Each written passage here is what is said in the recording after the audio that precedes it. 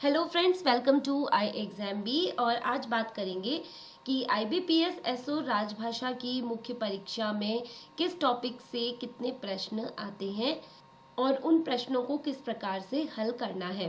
प्रारंभिक परीक्षा आपकी हो चुकी है, मुख्य परीक्षा में काफ़ी कम दिन शेष है, तो आइए जानते हैं कि किस टॉपिक को किस प्रकार से पढ़ना है और उससे संबंधित कितने प्रश्न आते हैं।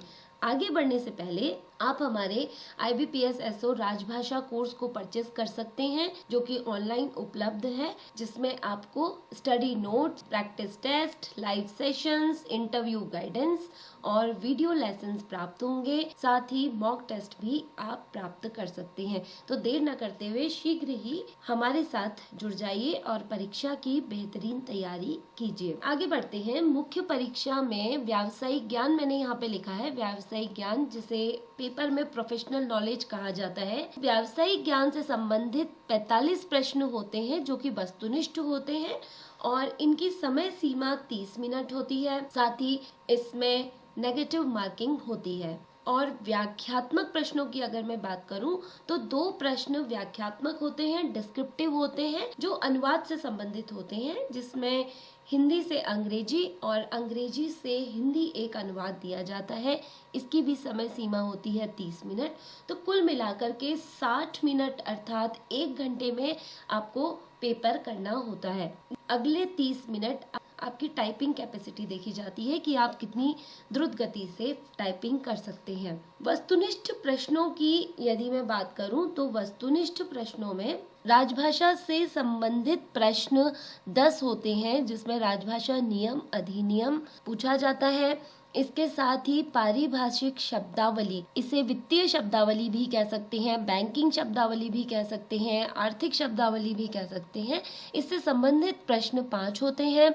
हिंदी से अंग्रेजी अनुवाद और अंग्रेजी से हिंदी अनुवाद पूछा जाता है, जो कि 1 लाइनर भी होता है। एक वाक्य दिया जाता है जिसका अंग्रेजी अनुवाद करना होता है या हिंदी अनुवाद करना होता है, या फिर एक अंग्रेजी या हिंदी का शब्द दिया जाता है और उसका पर्याय चुन करके लिखना होता है। इसके भी 5-5 प्रश्न पूछे जाते हैं।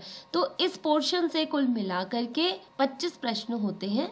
इसके बाद देखते हैं गद्यांश से संबंधित कितने प्रश्न होते हैं। तो गद्यांश से संबंधित 10 प्रश्न होते हैं। यह अपठित गद्यांश भी हो सकता है। साथ ही इसमें रिक्त स्थान की पूर्ति भी आपसे करवाई जा सकती है। तो इससे संबंधित 10 प्रश्न होते हैं। वाक्य पूर्ति, क्लोज टेस्ट कहते हैं जिसे, वह आपसे करवाया जा सकता है। वाक्य व्यवस्थितीकरण अर्थात सेंटेंस रीअरेंजमेंट भी करवाया जाता है, जिसके 5 प्रश्न होते हैं।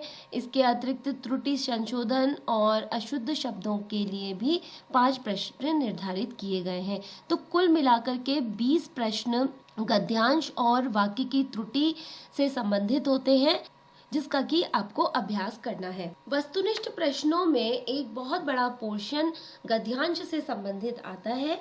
गद्यांश में भी अपठित गद्यांश की अगर हम बात करें तो अपठित गद्यांश का शाब्दिक अर्थ होता है जो कभी पढ़ा नहीं गया है, जो पाठ्यक्रम से जुड़ा हुआ नहीं है। विषय में यह अपेक्षा की जाती है कि आप दिए गए गद्यांश को ध्यानपूर्वक पढ़कर उससे संबंधित प्रश्नों के उत्तर उसी अनुच्छेद के आधार पर प्रस्तुत करें। अपठित गद्यांश के माध्यम से आपकी व्यक्तिगत योग्यता, आपकी बौद्धिक क्षमता और आपकी अभिव्यक्ति क्षमता का पता लगाया जाता है। कला, विज्ञान, राजनीति, साहित्य या अर्थशास्त्र किसी भी विषय पर गद्यांश हो सकता है और इसके लिए निरंतर अभ्यास करना होता है। क्या करेंगे आप इसको हल करने के लिए? आपको डेली समाचार पत्र पढ़ने होंगे या हिंदी की पत्र पत्रिकाएं पढ़ने का अभ्यास करना होगा। साथ ही परीक्षा हॉल में दिए गए अवतरण को आप 1 से 2 बार पढ़िए और अनुच्छेद पढ़ते समय विशिष्ट स्थलों को रेखांकित कीजिए और संबद्ध प्रश्नों के उत्तर ढूंढने का प्रयास कीजिए। तो यदि आप डेली समाचार पत्र या हिंदी की पत्र पत्रिकाएं पढ़ते हैं तो आप बहुत ही आसानी से अपठित गद्यांश को हल कर सकते हैं। दूसरा, रिक्त स्थान की यदि हम बात करें, किसी भी वाक्य में प्रयुक्त होने वाली क्रिया, सर्वनाम या विशेषण से संबंधित रिक्त स्थानों को भरना होता है। इसके लिए आपको हिंदी व्याकरण और व्यावहारिक हिंदी का अच्छा ज्ञान होना आवश्यक है। जिससे कि आप अपनी समझ के अनुसार उस रिक्त स्थान के लिए सही विकल्प चुन सकें। वाक्य में त्रुटि से संबंधित प्रश्न जरूर आते हैं और इसमें वाक्य के पहले, बीच में या अगले भाग को त्रुटि के साथ दिया जाता है और आपसे पहचानने के लिए कहा जाता है, जिससे आपको विकल्प में से सही उत्तर चुनना होता है। संज्ञा, सर्वनाम, विशेषण, क्रिया, अव्यय इत्यादि का उपयुक्त ज्ञान आपको रखना आवश्यक है, तभी आप वाक्य में त्रुटि से संबंधित प्रश्नों को हल कर सकेंगे। गद्यांश में रिक्त स्थानों की पूर्ति से संबंधित जो प्रश्न होते हैं ये अधिकतर बैंकिंग परीक्षाओं में पूछे जाते हैं। इन्हें क्लोज टेस्ट भी कहा जाता है। इसमें आपको एक पैराग्राफ दिया जाता है जिसमें कुछ खाली स्थान होते हैं और जिन्हें आपको विकल्पों में से चुनकर पैराग्राफ में दिए गए टॉपिक के अनुसार सही समझते हुए भरना होता है। इसके लिए भी आपको व्याकरण का ज्ञान होना बहुत आवश्यक है। वाक्य व्यवस्थितीकरण से संबंधित प्रश्नों में एक अव्यवस्थित वाक्य दिया जाता है जिसे आपको सही तरीके से अर्थपूर्ण बनाकर एक पूर्ण वाक्य बनाना होता है।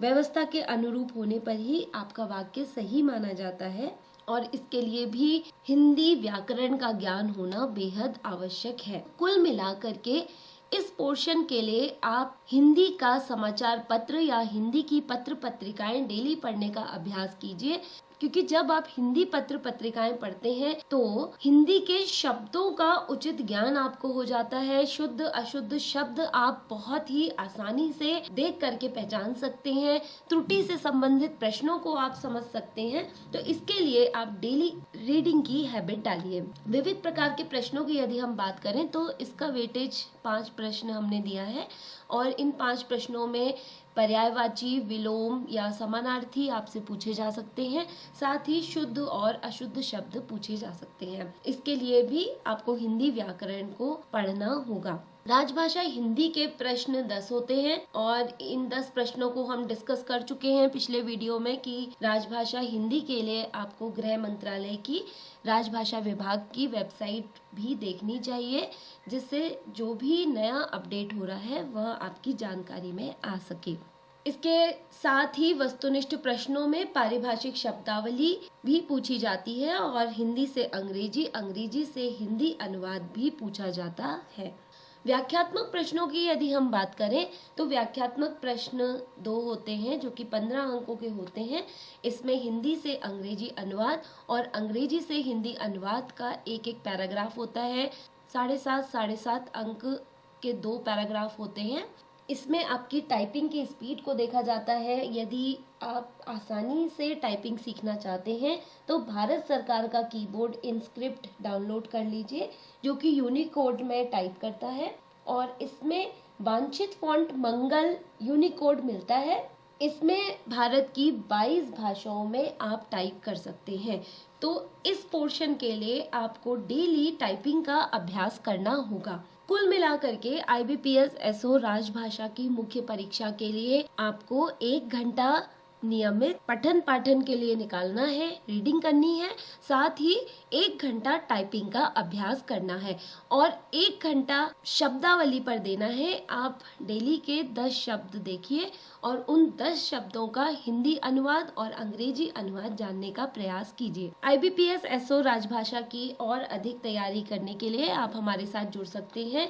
हमारा नव वर्ष ऑफर फ्लैट 40% का चल रहा है, जहां पर आप हमारे और भी ऑनलाइन कोर्सेज के साथ जुड़ सकते हैं, हमारे साथ परीक्षा की तैयारी कर सकते हैं। नव वर्ष की ढेरों शुभकामनाएं।